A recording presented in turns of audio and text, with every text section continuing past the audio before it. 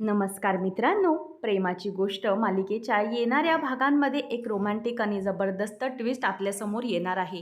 आता सागर आणि मुक्ता हे खूप काळाच्या विरहानंतर एकत्र पुन्हा येणार आहेत. कार्तिकला घरातून बाहेर काढल्यानंतर मुक्ता काही घरी आलेली नसते, कारण तिचा स्वाभिमान दुखावलेला असतो आणि तिला खूप काही वाईट बोलून इंद्राने घराबाहेर काढलेलं असतं. म्हणूनच मुक्ता पुन्हा घरी आलेली नसते.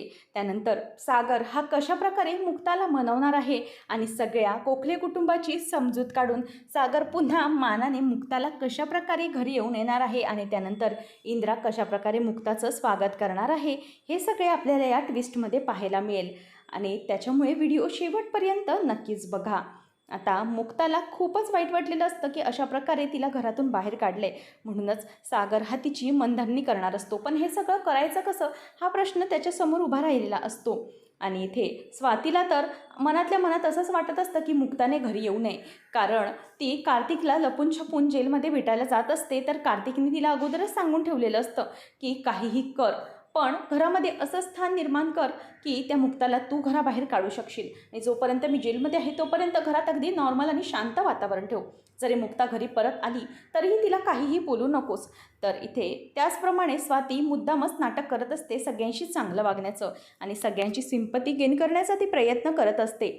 तर इथे इंद्रा ही आता विचारात पडलेली असते की नेमकं सागर पुढे काय करणार आहे.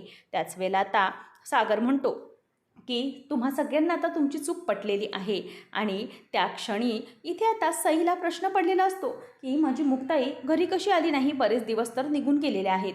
पण मात्र जेव्हा सई पार्थशी खेळत असते तेव्हा पार्थने तिला सांगितलेलं असतं की तुझी मुक्ताई घरी पुन्हा कधी येणार नाही, कारण तुझ्या मुक्ताई आणि पप्पांमध्ये भांडणं झालीत, म्हणूनच ती पुन्हा घरी येणार नाही. आता हाच प्रश्न सई इंद्रा आणि सागरला विचारते आणि म्हणते की काय झाले, खरंच मुक्ताई आपल्या घरात भांडली आहे का आणि ती निघून गेली आहे का?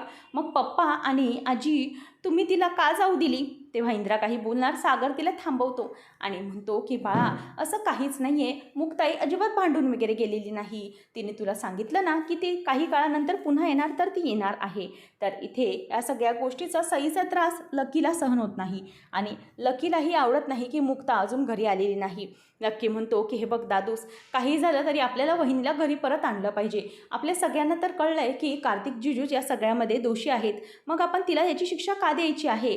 त्याच वेळेला सई म्हणते की हो, मुक्ताईला आपण पुन्हा घरी आणलं पाहिजे. त्याच वेळेला मुक्ता ही चिडलेली आहे हे त्याच्या लक्षात आलेलं असतं, म्हणूनच तो म्हणतो की आता काही करून मला मुक्ताला पुन्हा आणलंच पाहिजे. लकी म्हणतो की हरकत नाही, तुला समजत नसेल दादूस तर मी जातो आणि वहिनीची माफी मागतो आणि तिला परत घेऊन येतो. तेव्हा आता सई खुश होऊन म्हणते की खरंच लकी काका तू जाणार आहेस का? तेव्हा लकी म्हणतो की हो, मला जावंच लागणार आहे.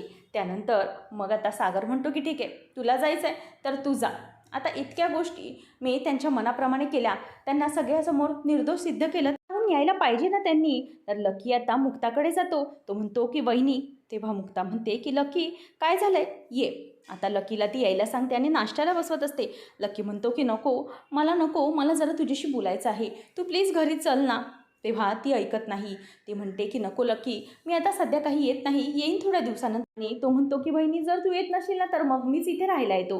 मुक्ता म्हणते की लकी हे बघ, असं हट्ट करू नकोस, सगळं व्यवस्थित आहे ना तिकडे, मला तिथे खरंच येण्याची इच्छा होत नाही आहे, राहू देत.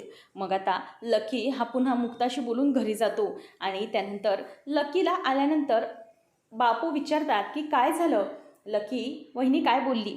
तेव्हा तो म्हणतो की नाही, वहिनी म्हणते की मी येणार नाही आहे. तेव्हा सागर चिडतो. सागर म्हणतो की बघितलं का किती माज आहे, मी सांगितलं ना हिला यायला तरीही अजून आलेली नाही.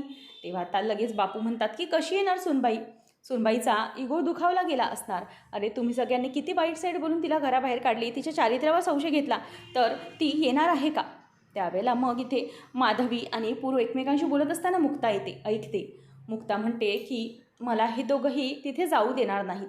त्याच वेळेला आता मुक्ता विचार करते की काय करायचं आणि त्यानंतर मुक्ताला टेन्शन आलेलं असतं की खरंच तिथे कोळींच्या घरी माझी गरज आहे, मी तिथे जाऊ शकत नाही. तर मात्र माधवीने ठणकावून सांगितलेलं असतं की अजिबात तिकडे जायचं नाही. तिथे पुरू येतो आणि म्हणतो की माधवी जरा शांत हो. बापू देखील येतात. बापू म्हणतात की हे बघ मुक्ता, मला कळतंय बाळा, तुला खूप त्रास झाला या सगळ्यामुळे, पण खरं तर मी तुझी माफी मागतो माझ्या पूर्ण कुटुंबाच्या वतीने की तुझ्या बाबतीत खूप मोठा चुकीचा निर्णय घेतला आम्ही. खरं तर तू माझी मुलगीच आहेस, पण तरीही मी तुला मुलीचं स्थान देऊ शकलो नाही. मी तुला माझी मुलगीच मानतो बाळा, पण त्यावेळेला मला खरंच कळलं नाही की मी कोणाची बाजू घेऊ, माझ्या स्वातीची बाजू घेऊ की तुझी की आणखी कोणाची. खरंच त्याबद्दल मला माफ कर, मी चुकले. तरी ते इंद्रा खूपच संतापलेली असते. इंद्रा म्हणते की माझा लकी, माझा पोरगा तिला बोलवायला गेला तरी ती आली नाही. इतका कसला माज आहे त्या बाईला. जाऊ दे, येऊ देत तिला, मग मी बघते. असं सगळं आता इंद्रा म्हणायला लागते. त्यानंतर मात्र इथे बापूंचंही मुक्ता ऐकत नाही की प्लीज तुम्ही हात जोडू नका. खरं तर मलाच मनापासून खूप वाईट वाटतंय. या सगळ्यांना फेस करायला मलाच खरंच ताकद होत नाही आहे. मला स्वतःच्या नजरेत हरल्यासारखं वाटतंय, म्हणूनच मला तिथे यावंसं नाही वाटत. प्लीज तुम्ही याचा चुकीचा अर्थ काढू नका, असं ती म्हणते. आणि त्यानंतर बापू पुन्हा घरी येतात. आता बापूंना सागर विचारतो की काय झालं. मग आता बापूंनी सांगितलेलं असतं की मुक्ताने ऐकलं नाही. आता हे ऐकल्यावर मात्र सई घाबरते. सई म्हणते की प्लीज पप्पा काहीतरी कर ना, मुक्ताईला पुन्हा घरी घेऊन ये ना. तुला कसं कळत नाही, लेडीजना अटेन्शन हवं असतं, त्यांना काहीतरी सरप्राईज हवं असतं, त्याशिवाय काही मुक्ता येणार नाही असं मला वाटतंय. मग आता सागर म्हणतो की ठीक आहे, आता मीच बघतो. बापू आणि लकी तर हरलेले असतात.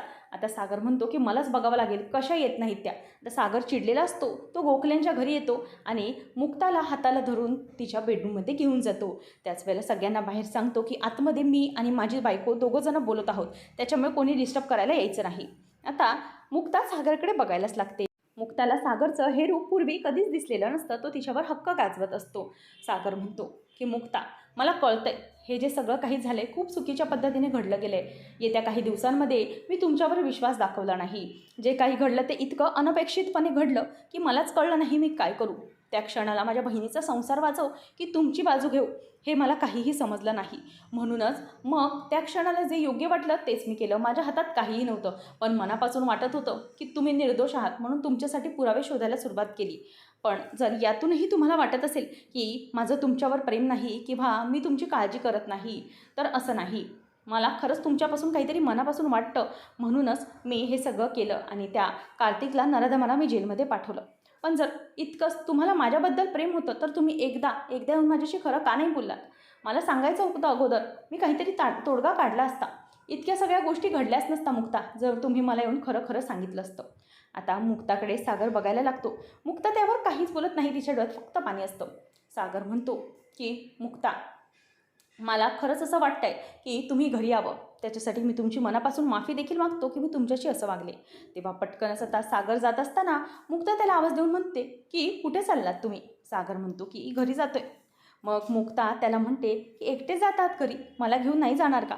हे ऐकल्यावर सागर मात्र आता धक्क्याने तिच्याकडे बघतच राहतो आणि त्यानंतर मुक्ताला म्हणतो की चला तुमची बॅग भरायला सुरुवात करा, आपण पुन्हा घरी जात आहोत. तर मुक्ता आता बॅग भरायला सुरुवात करते आणि सागरसोबत तिकडे जायला तयार झालेली असते. आता सागर म्हणतो की मुक्ता, बरं झालं की तुम्ही इतक्यातच माझं म्हणणं ऐकलं. सॉरीच्या शिवाय दुसरं काही बोलण्याचं प्लॅनिंगच नव्हतं. तसं येतच नाही ना मला, काय करणार. आणि तुम्हाला जर घरी नेलं नाही तर मला घरी वेगळीच पनिशमेंट भेटली असती. सगळेजण तुमच्या वाटेकडे डोळे लावून आहेत. दोघेही आतमध्ये जायला निघतात. तेव्हा मग तिथे माधवी येते. माधवी म्हणते की मुक्ता, तू कुठेही जाणार नाही आहेस. त्या इंद्राने तुझ्या हाताला धरून तुला बाहेर काढलं ना, आता मी तुला सोडणार नाही. काही खेळ समजून बसलेत का ही लोक, तुझा कधी अपमान करतील आणि कधी काही करतील. त्याच वेळेला मग आता मुक्ता म्हणते की मला कळतंय तुमची बाजू काय आहे ती, पण आता सध्या तरी मला जावं लागेल, मला माझ्या सईसाठी जावं लागेल. आणि हे ऐकल्यावरती सागरला खूपच बरं वाटतं. मुक्ता आता माधवीची मनधरणी करू लागते. ती म्हणते की प्लीज मला जाऊ दे ना, नाहीतर खूप मोठा प्रॉब्लेम होईल. माझ्या सईसाठी मला जावंच लागणार आहे. ती एकटी पडली आहे तिकडे, बिचारी रोज माझ्याकडे येते आणि मुक्ताई तू कधी येणार हा प्रश्न विचारते. तू ही एक आई आहेस ना गं. मग माझंही दुःख मला समजतंय. हे ऐकून माधवीला चूक वाटतं. माधवी आता हात जोडून म्हणते की हो मुक्ता, मी चुकले, मला कळायला हवं होतं, हा तुझा संसार आहे आणि सई तुझी मुलगी आहे. त्याच वेळेला आता सई ही तिच्या आईकडे जाते आणि म्हणते की तू आलीस आणि तिला मिठी मारू लागते. त्यावेळेला आता सई म्हणते की मुक्ताई, तू दिल्लीला नाही जाणार ना मला सोडून. मुक्ता म्हणते की नाही, कधीच नाही जाणार, पिंकी प्रॉमिस. असं म्हटल्यावर आता सई आणि मुक्ता एकमेकींना मिठी मारतात आणि इंद्रा त्या दोघींना बघते, तिच्याही डोळ्यात पाणी येतं. त्याच मालिकांचे लेटेस्ट अपडेट जाणून घेण्यासाठी आजच आपल्या चॅनलला सबस्क्राईब नक्की करा.